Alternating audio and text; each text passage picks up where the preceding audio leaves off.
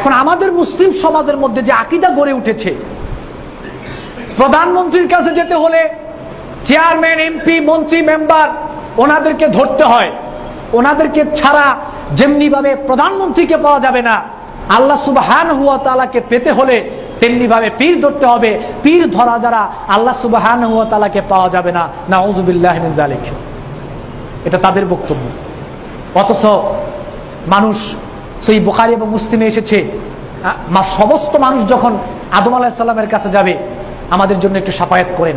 ইব্রাহিম আলাইহিস সালামের কাছে যাবে, মুসা আলাইহিস সালামের কাছে যাবে, নূহ আলাইহিস সালামের কাছে যাবে, ঈসা আলাইহিস সালামের কাছে যাবে।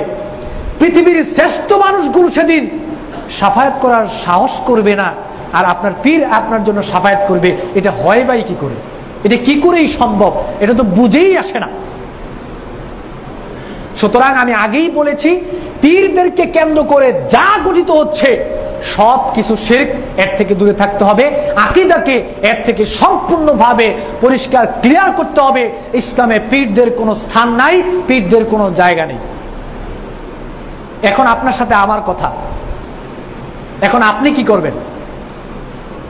আমার এক ওস্তাদকে একটা মাহফিলে প্রশ্ন করলো যে হুজুর, এখন পীররা বক্তব্য দিচ্ছে পীর ধরতে হবে, পীর না ধরলে জান্নাতে যাওয়া যাবে না, পীর ধরা নাকি ফরজ। তো হুজুর প্রশ্ন পেয়ে বলল, হ্যাঁ, পীর ধরা ফরজ, পীর ধরতে হবে। সামনে ছিল দুই শ্রেণীর মানুষ। এক শ্রেণীর মানুষ ছিল পীরদের বিপক্ষে, আরেক শ্রেণীর মানুষ ছিল পীরদের পক্ষে। যারা পীরের পক্ষে তারা খুব খুশি, আর যারা পীরের বিপক্ষে তারা চিন্তা করলো যে হুজুর কি বলতেছে এগুলো, পীর ধরা ফরজ, এটা কি বললো হুজুর? তখন হুজুর জিজ্ঞেস করলেন, সোর ধরা কি? বললো সোর ধরা ফরজ। সোরের মতো পীর ধরাও ফরজ। পীর যেখানে পাবেন, পীর যেখানে পাবেন সেখানেই সোরের মতো পীরদেরকে ধরবেন। ধরার পরে সোরকে যা করেন পীরকে তাই করেন।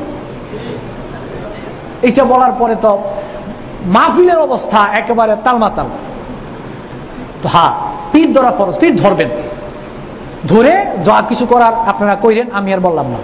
যেহেতু ইসলামে এগুলোর কোনো স্থান নাই, এখানে ইসলামে বিধানও আছে, ওই বিধান অনুযায়ী আপনারা করতে পারবেন, পরকালে আপনাদের জবাব দিতে হবে না।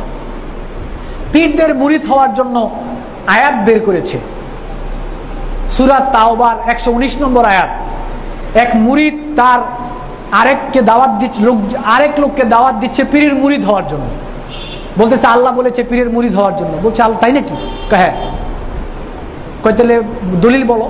কয় সূরা তাওবার 119 নম্বর আয়াত, আল্লাহ বলেছে ইয়া আইয়ুহাল্লাযীনা আমানু ইত্তাকুল্লাহ ওয়া কুনু মা'আস সাদিকিন। আল্লাহ বলেছে হে ঈমানদারগণ, তোমরা আল্লাহকে ভয় করো আর সত্যবাদীদের সাথে থাকো। কয় এখানে তো পীরের কথা নাই। কয় না, এখানে সত্যবাদী বলতে আল্লাহ পীরদেরকে বুঝিয়েছেন। কয় না, এখানে তো ক্লিয়ার না। কয় এটা পীরদের দিকে ইঙ্গিত করা হয়েছে। তো সে লোকও ছিল খুব চালাক। সে বলল ভাই তাহলে আমারও কথা আছে। কি? আল্লাহ রাব্বুল আলামিন সূরা আনফালের 12 নং আয়াতে বলেছেন ফাদরিবু ফাওকাল আনাক ওয়াদরিবু মিনহুম কুল্লা বানান। তাদের গিরায় গিরায় মারো, তাদেরকে ধরো, ধরে গিরায় গিরায় মারো, তাদের কোমরে মারো, তাদেরকে আঘাত করো। কয় এখানে আল্লাহ পীরদের কথা বলেছেন। কয় না, এখানে তো পীর উল্লেখ নাই। কয় এটা পীরদের দিকে ইঙ্গিত করা হয়েছে। দুইটা জায়গা মতো পড়েছে। এজন্য যদি মনে করেন বুদ্ধি থাকে তাহলে কথায় হারবেন না। তারা বুদ্ধি দিয়ে চাচ্ছে, শয়তানি বুদ্ধি দিয়ে তারা চাচ্ছে মানুষকে সেদিকে নেওয়ার জন্য, ডাইভার্ট করার জন্য ইসলাম থেকে। আপনার যদি বুদ্ধি থাকে, ইসলাম সম্পর্কে জ্ঞান থাকে, তাহলে আপনি তাদেরকে পরাজিত করতে পারবেন ইনশাআল্লাহ। এরপরে মাজার কেন্দ্রিক চলছে শিরক। মাজারের বাজার এখন ব্যাপক গরম। মাজারের বাজার ব্যাপক গরম। মানুষ মসজিদমুখী হওয়ার কথা ছিল, আজকে মুসলিম সমাজ মসজিদ বাদ দিয়ে এখন মাজারমুখী হচ্ছে। সেখানে বিভিন্ন ধরনের